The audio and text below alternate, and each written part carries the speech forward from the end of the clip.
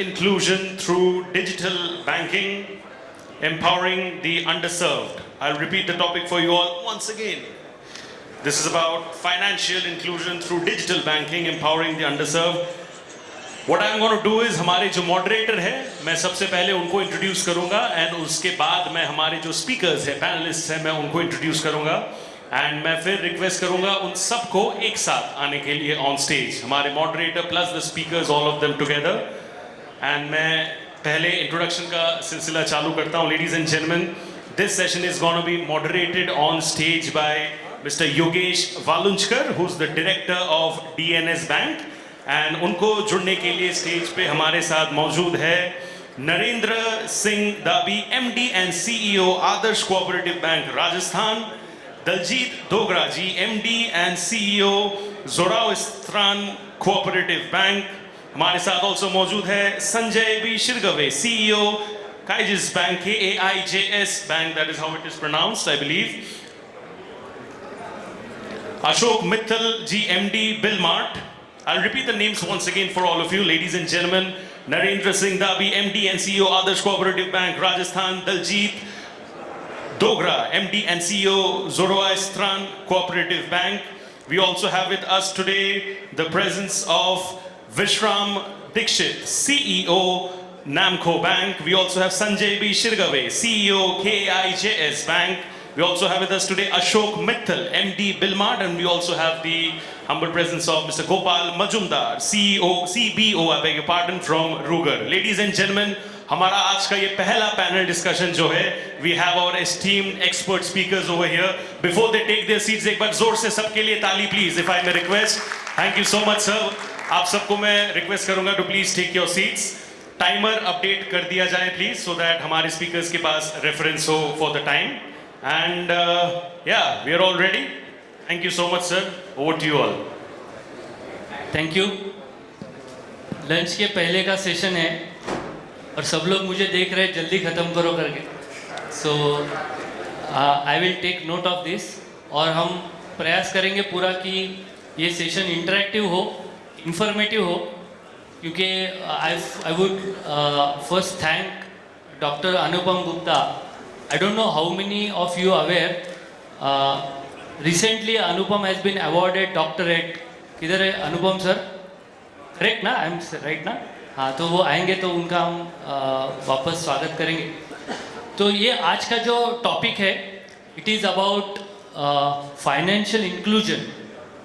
Precisely जो undeserved या below poverty line ये जो सेक्टर है हमारे सोसाइटी में, और हमारे जो कोऑपरेटिव बैंक्स है, cooperative banks were precisely formed, और जो उसका एड्रेस और जो हमारा क्राउड है, it is precisely this crowd which is poor, below poverty line या पिछड़े वर्ग ऐसे बोलते हैं कि सब तक बैंकिंग पहुंचने के लिए सबसे बड़ा रोल हमारे सब कोऑपरेटिव बैंक्स का है.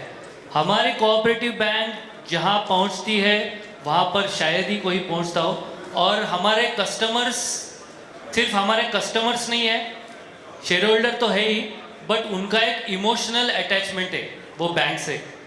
ऐसे काफ़ी सारे आपके कस्टमर्स हैं जो पीढ़ी दर पीढ़ी आपके साथ बैंकिंग कर रहे हैं.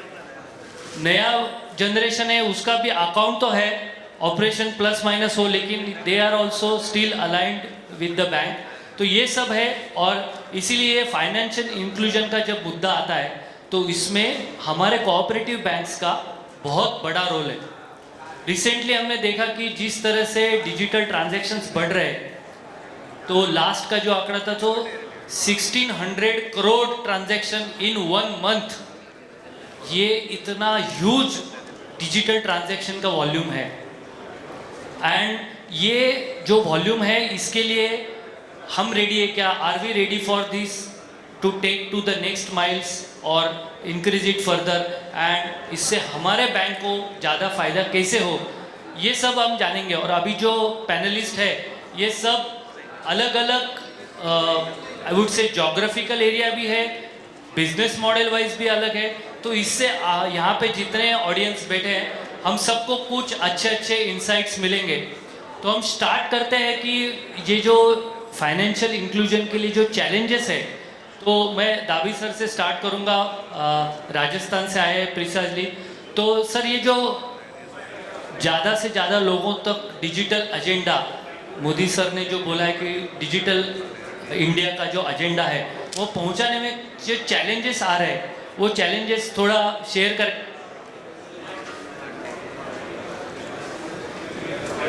हेलो। डिजिटल टेक्नोलॉजी से financial inclusion day by day percentage बढ़ रहा है। हमारे कस्टमर बढ़ रहे हैं, हमारा रिटेंशन बढ़ रहा है, हमारे कासा पे भी कस्टमर बढ़ रहे हैं और हम करीब करीब ये माने तो एट पार फैसिलिटी दे रहे हैं रियल टाइम में। बट इसके साथ साथ चैलेंजेज भी है। चैलेंजेज में सबसे बड़ा है हमारी विच टेक्नोलॉजी भी एडॉप्ट, हमने क्या टेक्नोलॉजी ली है और उस टेक्नोलॉजी का समय समय पर अपडेशन होना चाहिए। दूसरी चीज़ आती है विलेजेज एरिया में, ट्राइबल एरिया में नेटवर्किंग। तीसरी सबसे इम्पोर्टेंट चीज़ आती है कि अर्बन बैंक्स के स्टाफ को टेक्निकली और मार्केट के हिसाब से अपडेट करना हमारी जिम्मेदारी है। हमने एक बार टेक्नोलॉजी ले जी, what changes are coming, day to day changes आ रहे हैं। हमारे कंपटीटर, हमारे से बड़े बैंक क्या एडॉप्ट कर रहे हैं, उस टेक्नोलॉजी को हम अपने स्केलेबिलिटी के साथ कैसे ला सकते हैं। और तीसरा इम्पोर्टेंट पॉइंट, किस क्लास को, हमारा कस्टमर बेस क्या है, उनमें लिटरेसी, जब तक लिटरेसी बढ़ेगी नहीं तब तक काम होगा नहीं। मैं आपको एक छोटा उदाहरण दूँ, हमारा बेसिक जहाँ हेड ऑफिस है वहाँ 60% ट्राइबल है, ट्राइबल पीपल है, उनका अकाउंट भी नहीं होता था। Due to Modi ji awareness, Jan Dhan के हिसाब से अभी 70% मोबाइल पे वो काम करता है। IMPS UPI का काम से करते हैं, वो लेबर का काम करते हैं, वो कहीं लॉरी चलाते हैं, कुछ वो क्या करते हैं, ट्राइबल पहाड़ों से आते हैं, सुबह और शाम को वापस चले जाते हैं। पर उनके साथ एक रिस्क और है, साइबर थ्रेट। थोड़ा केयरलेस है, उनको नॉलेज नहीं होता है।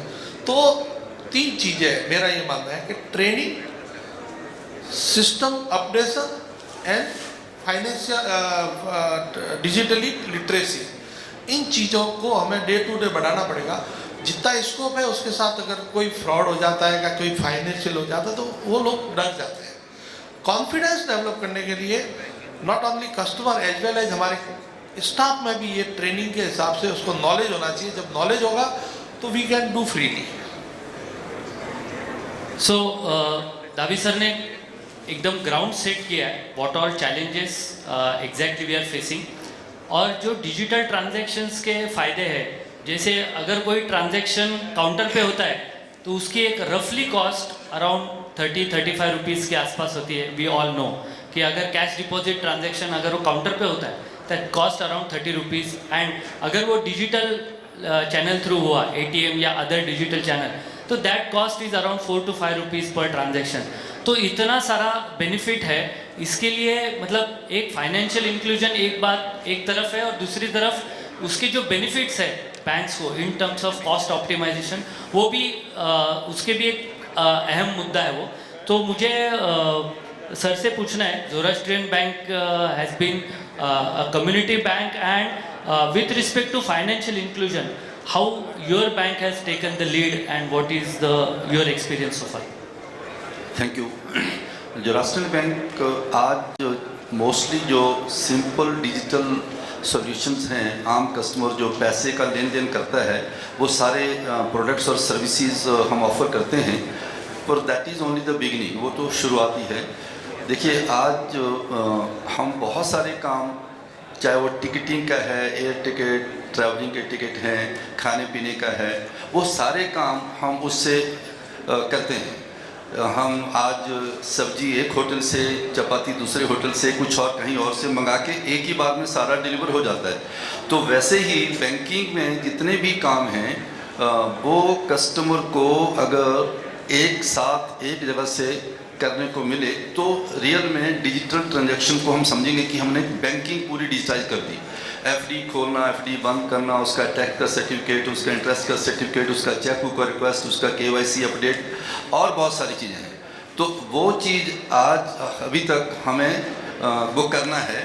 और उसके लिए कुछ एक चैलेंजेस जैसे चलते हैं, जैसे कोऑपरेटिव बैंक्स में हमारा साइज़ छोटा है, तो वॉल्यूम भी छोटा होता है ट्रांजैक्शन का, लेकिन टेक्नोलॉजी की कॉस्ट एक मिनिमम कॉस्ट है, फ्लोर प्राइस है, तो उसका अफोर्डेबिलिटी, उसका मेंटेनेंस, सिस्टम्स 3 साल में 4 साल में अपने को अपग्रेड करने हैं। फिर एक परपेचुअलिटी जो है सॉल्यूशन की, जो कंटिन्यूटी होनी चाहिए कि जो वेंडर आज हमको सर्विस दे रहा है वो 3, 4, 5 साल के बाद वो सर्विस देने के स्थिति में रहेगा कि नहीं रहेगा।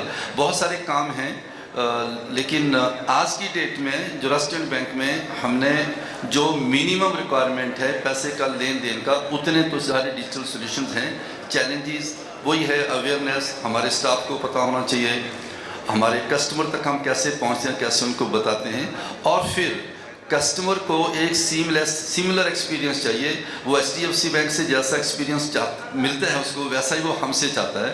तो वो एक बहुत बड़ा चैलेंज है, क्योंकि अर्बन कोऑपरेटिव बैंक हम शहरों में ऑपरेट करते हैं, तो कस्टमर के पास तो वाइड चॉइस है। And it is becoming like this only कि कॉलेज अच्छा है हम वहाँ जाएंगे, रेस्टोरेंट अच्छा है हम वहाँ जाएंगे, वैसे ही बैंक अच्छा है वहाँ जाएंगे, चाहे वो अर्बन कोऑपरेटिव बैंक है। हमारे लॉयल कस्टमर बेस हैं, लेकिन आप देखिए आज भी हम सबको मिला के एक बैंक के बराबर ही हमारे पास बिजनेस है जो बढ़ना चाहिए। तो नई जनरेशन के लोग, चाहे वो एम्प्लॉय हैं चाहे वो कस्टमर हैं, तभी आएंगे जब हम इस गैप को पूरा करने की कोशिश करेंगे। जो राष्ट्रीय बैंक की हम कोशिश कर रहे हैं, बहुत दूर तक जाना है, लेकिन बेसिक प्रोडक्ट्स हमारे पास हैं। चैलेंजेस अगर हमारे जो बिजनेस पार्टनर्स हैं, जिनको हम टेक्नोलॉजी पार्टनर कहते हैं, अगर वो सुन रहे होंगे तो अफोर्डेबिलिटी, कंसिस्टेंसी, रिलायबिलिटी और सिक्योरिटी अगर हमको मिल जाएगी तो I think this banks also will grow. Thank you very much. तो दलजीत सर ने यहाँ के नॉट ओनली अस बट जितने वेंडर्स हैं उनको भी काफ़ी की पॉइंट्स दिए हैं कि आप जब डील करोगे, प्रेजेंटेशन करोगे तो आपको क्या 4 पॉइंट्स पे फोकस करना है। Taking the same thread, Ichalkaranji bank से मुझे प्रिसाइजली पूछना है, क्योंकि शेरगावे सर आपका जो बैंकिंग का जो जोग्राफी है वो सब Tier 4, Tier 5 या रूरल एरिया है, और ये एरिया में फाइनेंशियल इंक्लूजन के लिए मतलब अफोर्डेबल करना, मतलब वो UPI चैनल या वेरियस डिजिटल चैनल उनको अवेलेबल करना, ये एक है। दूसरा जो है वो उनको लिटरेट करना, सो ये भी एक काफ़ी बड़ा चैलेंज है। And I know Ichalkaranji bank has done extremely well in educating the people for getting this digital transaction done. So आपका एक्सपीरियंस कैसा है, आप क्या क्या कर रहे हैं इसके बारे में ज़रा बताएंगे। थैंक्स। सबसे पहला आदित्य गुप्ता से मैं बहुत शुक्रिया अदा करता हूँ, और योगेश सर से भी, हमने यहाँ हमको रिप्रेजेंट करने के लिए कहा। हमारी बैंक है नियर अबाउट 5 लाख कस्टमर्स है। हम अर्बन, सेमी अर्बन और रूरल एरिया, इस एरिया में बहुत सारे काम करते हैं। जो डिजिटल ट्रांजैक्शंस का जो है, जो सभी ऐप, सभी इंट्रोडक्शन सब किया हुआ है, लेकिन चैलेंजेस ज़्यादा आ रहे हैं क्योंकि लिटरेसी बढ़ाना चाहिए, क्योंकि अभी आजकल साइबर सिक्योरिटी का थ्रेट बहुत ज़्यादा आ गया है, और कस्टमर्स का अकाउंट्स यूज़ करके उसमें पैसा भी ट्रांसफ़र ऐसा हो रहा है। इसलिए जो हमारे एरिया के जो लोग हैं तो ज़्यादा डरते हैं, वो they are preparing to come to the bank, but we are also, हमने भी उसको बहुत अच्छा तरह से हमने लिटरेसी बढ़ा दिया है। हमने वेबसाइट पे सब लिटरेसी में थोड़ा सा डाला है, रेगुलर बेसिस पे उसको अपडेट करते हैं। हमने हमारे फ्रंट लाइन के जो स्टाफ्स है उनको 3-4 महीने में 3-4 महीने में हमने अलग अलग ट्रेनिंग्स देते हैं, और कस्टमर से बात करने को बोलते हैं, जैसा कि डिजिटल ट्रांजैक्शन कैसा है, किसी का फ़ोन मत लीजिए, कोई पासवर्ड्स OTP शेयर मत कीजिए, ऐसे जो सब है वैसे हम कर रहे हैं। और स्लोली हमारा ट्रांजैक्शंस बहुत ज़्यादा बढ़ रहे हैं। अभी डेली ट्रांजैक्शंस एक ज़माने में हमारा 10,000 5,000 था, अभी 75,000 से ऊपर ही ट्रांजैक्शंस अभी हो रहे हैं। और हमारा एक चैलेंज है कि कोऑपरेटिव बैंक्स में यंग जनरेशन का अकाउंट्स नहीं खुल रहे, कि वो मेजॉरिटी ICICI, HDFC ऐसे और नेशनलाइज बैंक्स में जा रहे हैं। इसीलिए हमने जो टेक्नोलॉजी है वो टेक्नोलॉजी सभी कोऑपरेटिव बैंक्स उसमें अपडेट कर रहे हैं, हम भी उसमें ज़ोर से अपडेट कर रहे हैं, जैसे UPI, IMPS, internet banking, mobile banking, सभी डिजिटल, जितना जितना डिजिटल्स है वो डिजिटल्स भी ले रहे हैं। अभी दिलजीत सर ने भी बोला कि जो वेंडर्स है वो वेंडर से भी हमारा बात कंटिन्यूस रहता है। और चैलेंजेस जो है कि टेक्नोलॉजी, कल का टेक्नोलॉजी परसों आएगा कि नहीं मालूम नहीं है, उसमें भी कॉस्ट भी बहुत ज़्यादा बढ़ रहे हैं टेक्नोलॉजी का। वो ये सही है कि कॉस्टिंग फिजिकल से कम हुआ है और सभी कोऑपरेटिव बैंक्स पहले 2000 स्क्वायर फुट 3000 स्क्वायर फुट का ब्रांच रहता था, अभी 1000 में भी स्क्वायर फुट में अभी ब्रांच आ रहा है, क्योंकि अभी कस्टमर नहीं है, क्योंकि वो ज़्यादातर अभी डिजिटली हो रहे हैं। तो ये भी चैलेंजेस हैं, लेकिन उसमें हम फेस करके आगे जा रहे हैं। मेरे को एक एश्योरेंस लग रहा है कि इसमें हम आगे जाएंगे और सभी कोऑपरेटिव बैंक उसमें आगे जाएंगे। इतना ही मेरे को कहना था सर। एक्सीलेंट, मतलब यस, एक बार जोरदार तालियां, क्योंकि 5000 ट्रांजैक्शन से 70,000 ट्रांजैक्शन यहाँ तक वो बैंक आ चुके हैं। And this is experience with many of our banks. कई सारे बैंक्स ऐसे वो यूपीआई उनका यूएटी चल रहा था, यूएटी साइन ऑफ जस्ट हुआ था, अभी तक लाइव नहीं किया था, लेकिन कस्टमर के ट्रांजैक्शन चालू हो गए। We can't even know when customer starts and customer UPI being very simple to easy to operate. अभी उसमें यूपीआई लाइट भी आया है, तो फटाफट ट्रांजैक्शंस बढ़ रहे, वॉल्यूम बढ़ रहा है and people are adopting irrespective of their financial backgrounds and all, और कहाँ पे रह रहे, वो गांव में है, शहर में है, कहीं पर भी हो, it doesn't matters as long as वहाँ पे दुकान में क्यूआर कोड है तो I am paying through QR code. Not only shops but all the customer touch points we are saying. So continuing the same, मुझे एज अ वेंडर मुझे Mittal sir से पूछना है कि sir how you look at it, means on one hand you have now you have here few banks, okay, from various geographies and various business model. तो as a vendor what is your say and what value add you can do to this, please? Thank you. सबसे पहले तो मैं धन्यवाद करना चाहूँगा आप लोगों का, क्योंकि ये जो 2-3 पॉइंट रेज करे हैं काफ़ी इम्पोर्टेंट है, लेकिन जो मैं डिस्कस करना चाह रहा हूँ थोड़ा सा इससे हटकर है। नंबर 1, टेक्नोलॉजी में हर बैंक की, स्पेशली कोऑपरेटिव बैंक का इशू है कॉस्ट को लेके। तो बिलमार्ट में जो प्रोडक्ट मैं थोड़ा सा एक्सप्लेन करना चाहूँगा है, वहाँ पर आपका कॉस्ट नेग्लिजिबल है, मतलब there is no fix cost. हम प्लेटफॉर्म एज ए सर्विस देते हैं, तो जितना आप यूज़ कर रहे हैं उतना ही कॉस्ट है, यूज़ नहीं कर रहे हैं तो कोई कॉस्ट नहीं है। और ये आरबीआई कंप्लाइंट है और कम्प्लीटली सिक्योर मैकेनिज्म अपने प्रोडक्ट देते हैं। लेकिन जो प्रोडक्ट ऑफरिंग है वो थोड़ी अलग है, और मैं ऐसे अर्ज करना चाहता हूँ कि जो थोड़े से बड़े कोऑपरेटिव बैंक हैं जिनके पास में कॉरपोरेट क्लाइंट है, अभी तक अपने रिटेल क्लाइंट की बात करी है, गांव में छोटे वाले क्लाइंट्स की, बट मान लीजिए कॉर्पोरेट क्लाइंट है और उनको सर्विस देनी है, तो उनमें एक सर्विस है जैसे बिल डिस्काउंटिंग, कोई परचेज बिल या सेल बिल या वेंडर फाइनेंसिंग या डीलर्स को फाइनेंसिंग, ऐसे आपके पास मिड साइज एसएमई कॉर्पोरेट अगर है और उनको अगर आप फैसिलिटी देना चाहते हैं, तो इस बिलमार्ट प्लेटफॉर्म पे अगर देंगे तो पूरा एंड टू एंड जो जर्नी है, ऑन बोर्डिंग और उसका लोन का प्रोसेसिंग, लोन का मैनेजमेंट, रिकवरी, पूरा जो कंप्लीट प्रोसेस है बिल डिस्काउंटिंग का, वो आप यहाँ कर सकते हैं। Sir just 1 minute, I just reframe the question.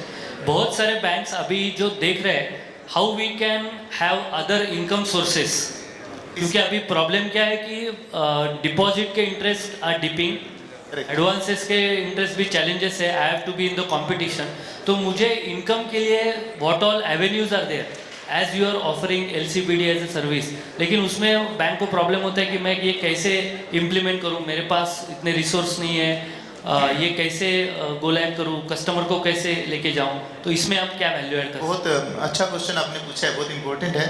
सबसे अच्छी बात कि जो आपके एग्जिस्टिंग क्लाइंट्स हैं ना, आप उनको सर्विस कर सकते हैं इस प्रोडक्ट में। तो एक तरीके से आप नया प्रोडक्ट ऑफरिंग कस्टमर को दे रहे हो without any incremental cost at all, कि आपने कस्टमर को प्लेटफॉर्म पे ऑनबोर्डिंग करके अंडरराइटिंग करनी है, वहीं पे ही आप असेसमेंट कर रहे हो, वहीं पे आप उसको डिजिटली पूरा डिजिटल जर्नी हो, आप अपना सेंक्शन लेटर दे रहे हो, कस्टमर अगर इनवॉइस वगैरह सिस्टम पे ही डालेगा तो आप उसको चेक करके और फाइनेंसिंग कर सकते हो।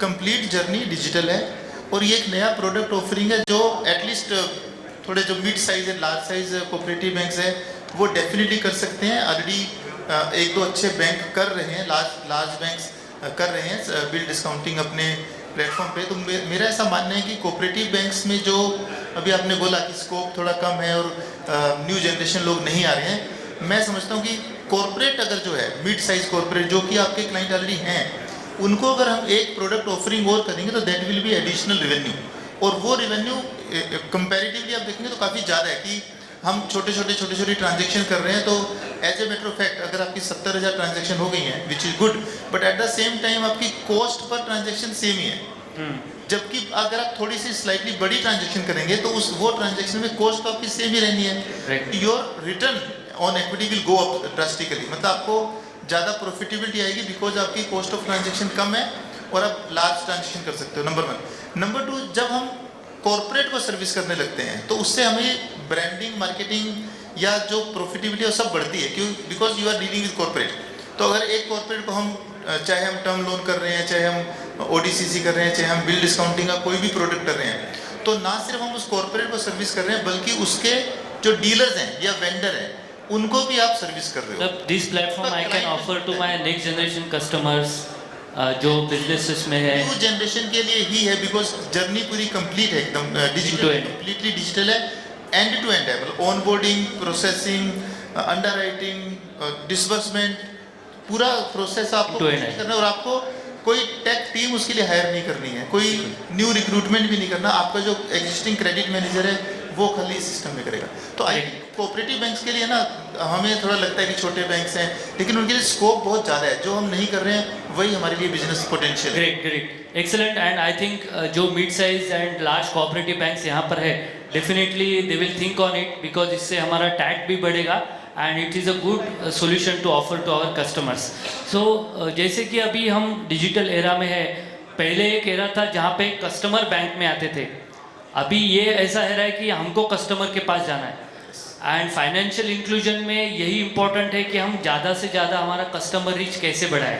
सो इसमें जो बैंक कंटिन्यूसली एक्सपेरिमेंट्स करते हैं and they are known for technology innovations and a very progressive bank with progressive CIO, तो मुझे दीक्षित सर को पूछना है कि सर ये फाइनेंशियल इंक्लूजन को आपने किस तरह से हैंडल किया है, किस तरह से एक्सप्लोर कर रहे हैं, and how you are, especially you are from Nashik, so Nashik district हो या जहाँ पर भी आपके रूरल ब्रांचेस है, तो वहाँ पे how you are making ensure about the financial inclusion.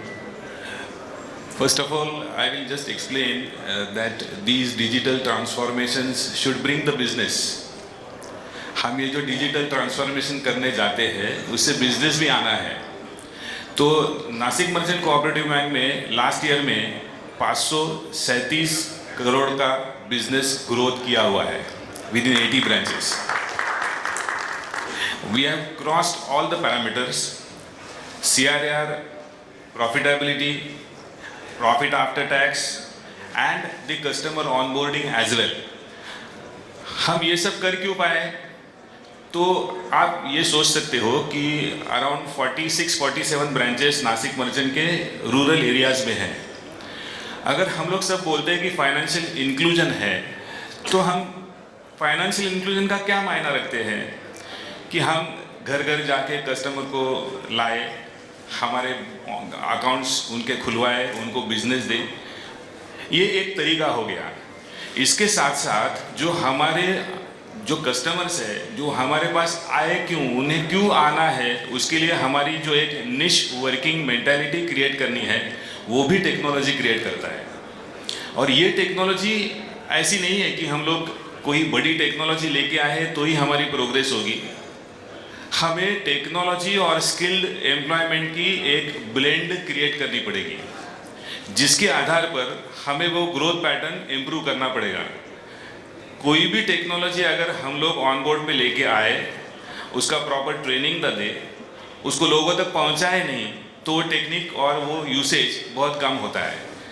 हमने एक लास्ट साल मैंने कहा था आपसे कि मैंने एक प्रोडक्ट लॉन्च किया हुआ है, डेली रिकरिंग डिपॉजिट। सब ने पूछा था ये क्या प्रोडक्ट है, ये तो प्रोडक्ट मार्केट में है। मैंने कहा था मैं कस्टमर के पास पैसा कलेक्ट करने के लिए नहीं जाता हूँ, वो पैसा उनके खाते में भरते हैं by way of QR code और by way of direct payment to daily recurring deposit account with NACH और standing instruction from the account. वो कस्टमर को हमारे पास आना नहीं है। तो ये जब शुरुआत की थी तो ये 1 साल के अंदर वही अमाउंट 11 करोड़ से ऊपर चली गई है। फिर भी मुझे मेरा कहना ये है CEO cannot be satisfied person in time. CEO को और कुछ मांगता है, और ज़्यादा मांगता है, ऐसे बोलते रहना भी है CEO को। लेकिन ये करने के लिए हम लोग वो कहाँ तक जा सकते थे कि 30-40 करोड़ तक जा सकते थे क्या? तो आज नासिक मर्चेंट की वो ताकत है कि वो 1 साल के अंदर 30 करोड़ तक वो डेली रिकरिंग लेके जा सकते थे। तो ये साल हमने क्या उसके ऊपर किया है, वही प्रोडक्ट हमने 13 मई से लेके 10 जून तक सभी ब्रांचेस में 30,000 नए खाते खुलवाने का टारगेट दिया हुआ है। मुझे पता है कि दिस इज हेवी टारगेट, एक महीने के अंदर का इतना टारगेट हेवी है, लेकिन हमारी कोऑपरेटिव बैंकिंग के अंदर जो काम करने वाली ताकत है वो ताकत हम पहचानते नहीं है। कभी कभी हम लोग बोलते हैं कि हम लोग अनस्किल्ड है, हमें कुछ सिखाना चाहिए, हमें कुछ उनको बताना चाहिए, लेकिन उनको टारगेट दो, वो कम से कम 50% टारगेट कवर करेंगे। क्योंकि लास्ट साल हमारा टारगेट था 800 करोड़। 3 महीना हमारा मालेगांव का जो एक मिसाल बैंक के साथ हुआ था वो छोड़ के भी हमने 537 करोड़ का टारगेट अचीव किया हुआ है। ये वही लोग हैं जो हम लोग बोलते हैं कि काम नहीं करते। तो वो टेक्नोलॉजी उनको बताए क्या करनी है, कैसी करनी है, क्या अडॉप्ट करनी है। गोल्ड लोन हो, अगर हम लोग रूरल एरियाज में है तो गोल्ड लोन सबसे ज़्यादा चलता है। नामको का आज भी 21% गोल्ड लोन का पोर्टफोलियो है। उसका एक एडिशनल एडवांटेज भी है। वो एडिशनल एडवांटेज क्या है कि जब हमारा CRAR कैलकुलेट होता है, वो CRAR में उसकी वैल्यू 50% पकड़ी जाती है। तो ये portfolio sir, just in the interest of time, आप टैप बैंकिंग के बारे में आपका एक्सपीरियंस बता, that will help. I am coming that. इसके साथ साथ ये साल हम लोग एक इवेल्युएट कर रहे हैं कि एक QR कोड अकाउंट ओपनिंग और mobile way of account opening. इससे क्या होगा कि अगर मेरा स्टाफ बाहर जाता है तो वो मोबाइल या टैब पे उसका अकाउंट खुलवा ले। ये तो प्रोसेस सब जगह चालू है। ब्रांच में आने के बाद वो क्या करता है कि उसको QR कोड के हिसाब से वो डाउनलोड करेगा। वो QR कोड से उसका आधार OTP, पैन OTP कंप्लीट हो जाएगा, उसके सारे डिटेल्स फेच हो जाएंगे, उसको वो ट्रांसफ़र करेगा बैंक के एक आइसोलेटेड डेस्कटॉप पे, और वो पूरे रिमेनिंग जो फॉर्म है वो ब्रांच के डेस्कटॉप पे वो कस्टमर का वो स्टाफ भरेगा। उसका अकाउंट डिजिटली ओपन होगा और उसको खाली करना क्या पड़ेगा, he will have to sign that form which is printed. जो प्रिंट किया हुआ फॉर्म है वो साइन करेगा। तो ये फाइनेंशियल इंक्लूजन के अलग अलग तरीके हैं। अलग अलग बैंक आप भी करते रहेंगे, ऐसा नहीं है कि हम ही सब करते हैं। आप भी अलग अलग कुछ चीज़ें करती रहती है, हम भी आपसे भी कभी कभी सीखते हैं। तो ये हम लोग एक्टिविटी चालू करने जा रहे हैं। ये एक मैसिव चेंज नामको के डायमेंशन में दे सकता है, आपके बैंक के डायमेंशंस में भी दे सकता है। यही मेरा कहना है कि कौन सी टेक्नोलॉजी है तो टेक्नोलॉजी पे लीवरेज करना सीखो। बिल्कुल भी टेक्नोलॉजी हम लाते हैं, उसको Yes. लीवरेज कैसे करें। सो अभी टेक्नोलॉजी की बात आई है तो quickly, we have only 3 minutes. तो गोपाल जी से मुझे पूछना है, you being in a technology vendor, how you can add value to future road map क्या क्या रहेगा आपके पास, what all offerings you have which bank can leverage to have a better financial inclusion. Gopal, I think with due respect I would like to change, मेरे को एक request है, ये वेंडर नाम बंद होना चाहिए। I think it should be called partner. सबसे पहले तो मेरा ये एक रिक्वेस्ट है इकोसिस्टम पे, right. Partner owns outcomes for the clients, vendor does not, right. So ये एक पार्टनर इकोसिस्टम है। मैं 3 चीज़ पे, मतलब 3 ब्रॉड एरियाज में छोटा से बात करूँगा। एक है आज के जो बैंकिंग का इकोसिस्टम है इंडिया में, उस पर बड़े बैंक, शेड्यूल्ड कमर्शियल बैंक जिस तरीके से चीज़ को लास्ट 2-3 डेकेड्स पे इसको किया, very mature and advanced economy we have become thanks to banking. उसके लिए एक one of the success formula has been that ये partnership with the right technology partner. ये जो सही टेक्नोलॉजी पार्टनर चूज करना था बड़े बैंक को, वो काफ़ी हद तक सही हुआ है। If you see all this big banks, HDFC, ICICI, जितने सारे बड़े बैंक है, SBI, नेशनलाइज बैंक, सारे सब में कॉमनलिटी है दैट सही पार्टनर को चूज किया इन लोग ने। तो that has been a very strong leadership I would say, apart from the interest of RBI and NPC, सारे रेगुलेटर्स भी इसमें डेफिनेटली बहुत रोल प्ले किया। ये तो एक है। और दूसरी चीज़ है, I think technology is somehow taken for granted, वो होना भी चाहिए। जिस तरीके से हम आज के डेट में स्मार्टफोन, व्हाट्सएप एंड बाकी सब चीज़ यूज़ करते हैं, ऐसे यूज़ करना चाहिए सबको। स्मार्टफोन पेनिट्रेशन इंडिया में काफ़ी हद तक हो चुका है। Digital literacy, otherwise literacy also pretty good, telco also pretty strong, so there is nothing, no macro factors ऐसा कुछ नहीं है जो हमको पीछे खींच रहे हैं। तो आगे देखना है, तो फेवरेबल फैक्टर्स बहुत स्ट्रांग है। करंट जो गवर्नमेंट का जो इनिशिएटिव है और जितने सारे एफर्ट है बहुत पॉजिटिव है towards modernising the banking platform and the whole ecosystem. Now जहाँ पे हम लोगों ने टेक्नोलॉजी फॉर ग्रांटेड है, यूपीआई, डिजिटल पेमेंट्स, एक चीज़ आई थिंक कोऑपरेटिव बैंक जो एक बहुत बड़ा अपॉर्चुनिटी है मेरे हिसाब से, इज दैट कोऑपरेटिव बैंक ऐसा सेक्शन है बैंकिंग इकोसिस्टम में जहाँ पे बहुत सारे लोग जुड़े हुए हैं, और लोग मतलब they are small micro enterprises, ऐसा नहीं है एंड कस्टमर। वो सारे माइक्रो एंटरप्राइज जितने सारे बिजनेस करते हैं वो बिजनेस आज के डेट पे ऑर्गेनाइज नहीं है। सो डिजिटल पेमेंट्स के थ्रू पे ये सारे मर्चेंट्स को इनेबल करना पड़ेगा। That itself will be very big digital revolution, और ये होगा after organisation of UPI and all. तो वो एक करना है, और वो अगर वो हो जाएगा, मैंने कुछ देर पहले I heard another panellist saying that technology करने के बाद क्या, I am not a technology, मतलब bank is not a technology company, bank is a bank. At the end of the bank को पैसा बनाना है, लोगों से जुड़ना है, कस्टमर बनाना है। तो अगर वो कैसा करना है उसके लिए एक ही रास्ता है, दैट ऐसा ऐसा बिजनेस मॉडल, ऐसा ऐसा यूज केस हम लेके आए जहाँ पे बैंक का ग्रोथ हो थ्रू टेक्नोलॉजी। तो ये जो टोटल मर्चेंट एक्विजिशन का बिजनेस, मैंने सुबह थोड़ा मौका मिला था बोलने के लिए, that is the only one few of the disciplines जहाँ पे cooperative bank not only can deepen the merchant base, customer base, but significantly transform the balance sheet. मतलब आपका रेवेन्यू, आपका प्रॉफिटेबिलिटी, आपका CAGR, everything organic and sustainable होगा अगर वो merchant business हम टैप करेंगे। कैसे? बिकॉज मर्चेंट को बिजनेस करना ही है, आज के डेट में हो ही रहा है, लेकिन आपका बैंक के थ्रू से नहीं हो रहा है। So digital payments and player like us and player like रूगर will enable that channel through you, जहाँ पे आप हमसे जुड़ जाएंगे, और उसके बाद ये ग्रोथ आपके पास ऑटोमेटिकली है। It's a natural derivative of the macro factors of that side of the India. So I think एक तो पार्टनर माइंडसेट, एक तो technology is definitely a great leveller, सबको टेक्नोलॉजी करना है, कर भी रहा है। और thirdly the most importantly technology का यूज करके बिजनेस बनाने के लिए I think we have a very major role to play in the cooperative bank segments. I am very happy to take all of your questions in the subsequent sessions. Yes, thank you Gopal. I think ये जो approach है vendor का to become your partner with the bank, it is very good, and वो hand holding हो गया तो that association actually goes for long and it is mutually benefit to both of us. So I think in the interest of time we will just wind up.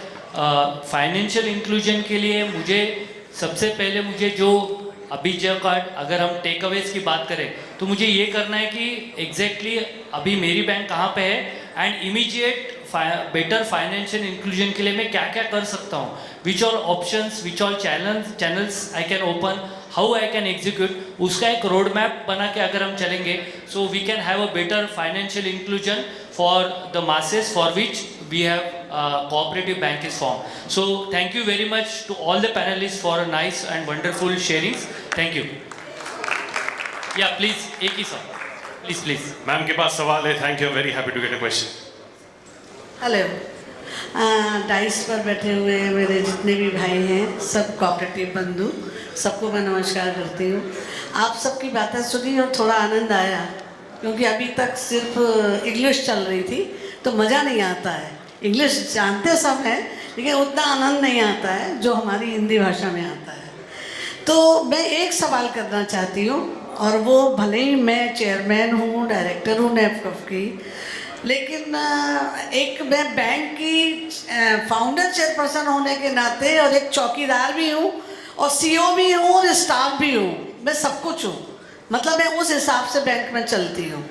तो मैं जानना चाहती हूँ कि आपने जो बताया टारगेट देते हैं, रूरल एरिया में जाते हैं, हम ये करते हैं, तो आप मुझे ये बताइए कि आप टारगेट देते हैं, हम उतना टारगेट देते हैं, लेकिन आज जो कोऑपरेटिव बैंक में स्टाफ है, क्या वो हम उसको टारगेट के साथ कमीशन दे सकते हैं, या ओवर हम उसको कुछ दे सकते हैं? और बिना कुछ दिए आप सोचें, थोड़ा बहुत से उनका काम नहीं चलता। तो जो वो कहते हैं, जो दूसरे बैंकों में आप कहती हैं या कहते हैं कि भाई हमको सेंट्रल बैंक से या एचडीएफसी से या और बैंकों से हमको जो टारगेट दिए जाते हैं उसमें जो मिलता है हमको वो यहाँ नहीं मिल सकता। आपने रूरल बैंक में जाके लोन करने की बात की। हम रूरल बैंकों के लिए रूरल एरिया में जाते हैं तो वहाँ हम अगर कुछ भी उनको, चाहे वो कन्वेंस देना चाहें, उनको ई रिक्शा देना चाहें, साइकिल देना चाहें, हम कुछ भी देना चाहें, तो वहाँ पर भी जो आप देखते हैं कि जितने भी ऑटोमोबाइल्स वाले हैं वहाँ पर भी बड़ी बड़ी बैंकों के लोग अपना सिप्पा जमा कर कमीशन खाने के लिए बैठे हैं। तो वो लोग भी उनको कमीशन देते हैं, तब जा कर के वो गाड़ियाँ फाइनेंस होती हैं। तो कहाँ से हम इस चीज़ को लाएं? आप लोग बड़ी बैंक वाले हैं, छोटी बैंक वाले कहाँ से इस चीज़ को लाएं कि हम टारगेट के लिए उनको पैसा कहाँ से दें, कैसे वो लोग रूरल में जाएं, कैसे वो काम करें? इसका आइडिया एक पब्लिक को, हम लोगों को, बैंकर्स को ऐसे दीजिए जो वाकई में हम काम कर सकें। हम डिजिटल की ओर जा रहे हैं, लेकिन जब से डिजिटल बढ़ा है उतने ही फ्रॉड भी बढ़े हैं, उतने ही ज़्यादा फ्रॉड हो रहे हैं जब से डिजिटल हुआ है। तो मेरे साथ भी हुआ है, खुद पर्सनल मेरे साथ हुआ है। तो मैं इसलिए जानना चाहती हूँ कि आप लोग हमको एक ऐसे आइडिया दीजिए जो वाकई में हम कोऑपरेटिव लोगों को रास्ते पे चलना, रूरल में चलना, प्रॉफिट कमाना, स्टाफ को मैनेज करना कैसे करें, स्टाफ को मैनेज करना। आप लोग बताएं। एक मिनट में quickly will read please. Madam, हमको मार्केट में काम करना ही है। बाय वे ऑफ इंसेंटिव नहीं दे सकते, पर बाय वे ऑफ हम एप्रिसिएशन दे सकते हैं। टारगेट पूरा होता है उन लोगों को, कोई भी इनडायरेक्ट मैनेजमेंट की तरफ से आप टूर पे ले जा सकते हो, उनको मोटिवेशन दे सकते हैं, मोटिवेशन आ सकता है। तो बहुत सारे आप फाइनेंशियली, मॉनेटरी बेनिफिट की बात है तो मॉनेटरी बेनिफिट की बात ऐसा होता है कि अगर बैंक एक टारगेट डिसाइड करती है और वो टारगेट पूरा होता है तो बैंक अपनी फाइनेंशियल पोजीशन के हिसाब से कुछ मॉनेटरी बेनिफिट दे सकती है। Work on it, work on. Sorry madam, सबको जहाँ तक स्टाफ को फिनेंशियल इंसेंटिव देने की बात है, दे सकते हैं, कोई उसमें रुकावट नहीं है। सिर्फ ये है कि हमको एक ट्रांसपेरेंट, मेजरेबल और यूनिफॉर्म स्कीम बनाना है कि हम अगर किसी का परफॉर्मेंस इतना हो तो उसको इतना मिलेगा। देयर इज़ नो रिस्ट्रिक्शंस, कहीं भी नहीं लिखा कि हम नहीं दे सकते। हाँ, आप ये कहेंगे कि एक अकाउंट खुला 100 रुपया का डिपॉजिट लाया 5 रुपये देना, वो नहीं, लेकिन परफॉर्मेंस लिंक्ड इंसेंटिव सब बैंक देते हैं, हम भी दे सकते हैं, उसमें कोई मनाही नहीं है, सिर्फ पॉलिसी ठीक होनी चाहिए, वो एक बात है। और दूसरी बात जो आप कह रहे हैं कि कमीशन देते हैं और कार लोन फाइनेंस होते हैं, वो मार्केट है, वो भी अगर बोर्ड अप्रूव्ड पॉलिसी है तो कोऑपरेटिव बैंक भी डायरेक्ट सेलिंग एजेंट अपॉइंट कर सकते हैं। आपको सिर्फ ट्रांसपेरेंटली वो फॉलो करना है, ये नहीं कि एक को आधा % दिया, एक को 1% दिया। पूरी गाइडलाइंस क्लियर हैं, हम इसको clarification we can discuss it later. तीसरी बात कि डिजिटल से प्रॉब्लम बढ़ी हैं, एक्चुअली प्रॉब्लम बड़ी नहीं है, प्रॉब्लम नई तरह की आई है। देखिए, फ्रॉड तो पहले भी होते थे, लेजर में सिग्नेचर नहीं मिलता तो विड्रॉल हो जाता था, प्रॉब्लम्स का रंग बदला है, प्रॉब्लम्स वही हैं और ये हम तो उसको रोक नहीं पाएंगे। अब डिजिटल अगर खाना मैं ऑर्डर करता हूँ तो बैंकिंग भी होगा, तो this is the reality. Only thing is कि इसको एलिमिनेट नहीं कर सकते, मिनिमाइज कर सकते हैं, so we have to live with this. And to conclude मैं एक ही कहूँगा कि वी हैव टू अंडरस्टैंड हमारे यूएसपी क्या है। हम एज अ कोऑपरेटिव बैंक, हमारे भी कुछ यूएसपी है। जैसे एक बोरोर मेरे बैंक में आया था and I being a director I could get chance to interview with him. वो बोला कि मुझे वो प्राइवेट बैंक में आपसे 1% कम इंटरेस्ट मिल रहा है। मैंने उसको एक ही बोला कि भाई आपको उसके बैंक के डायरेक्टर को मिलने का ज़िंदगी में कभी भी चांस नहीं मिलेगा। Where here you can easily meet director, chairman of the bank. ये जो हमारे यूएसपीज है ना, ये हमको आगे लेके जाएंगे, इसके ऊपर हमको फोर्स करना है। Our connect with the people is our USP. Our simplicity in the business model is our simplicity. तो USP पे हम लोग काम करेंगे और उसको strengthen करेंगे, तो I think it will be very good for all of us. Thank you for attending the session. One point I have to on the fraud aspect. Quickly, 10 seconds. Just 10 seconds on the fraud aspect. Digital is inevitable. उसको हम रोक नहीं सकते और उसका fraud जो है उसके collateral damage है और उसको मैनेज करने के लिए आपको टेक्नोलॉजी पार्टनर से partnership is also inevitable part. So bank को बैंकिंग करना है and will take care of your technology so that you can do bank nicely. Thank you so much. Very sir. much. Thank you so much. एक और बार जोर से please everybody हो जाए ताली। फर्स्ट पैनल डिस्कशन आज के दिन का। मैं आप सबको रुकने के लिए रिक्वेस्ट करूंगा प्लीज।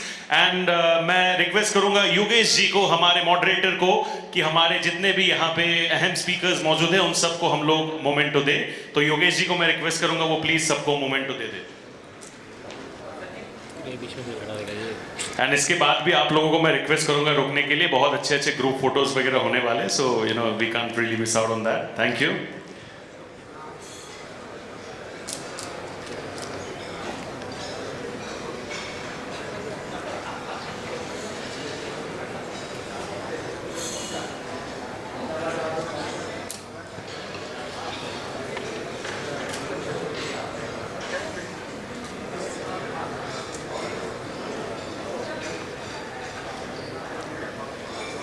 मुझे पता है कि अभी इसके बाद लंच होने वाला है, इसलिए एनर्जी शायद थोड़ा सा डाउन है, बट अगर और जोर से ताली बजाएंगे और अच्छे से भूख लगेगा तब और अच्छे से मजा आएगा खाना खाने में।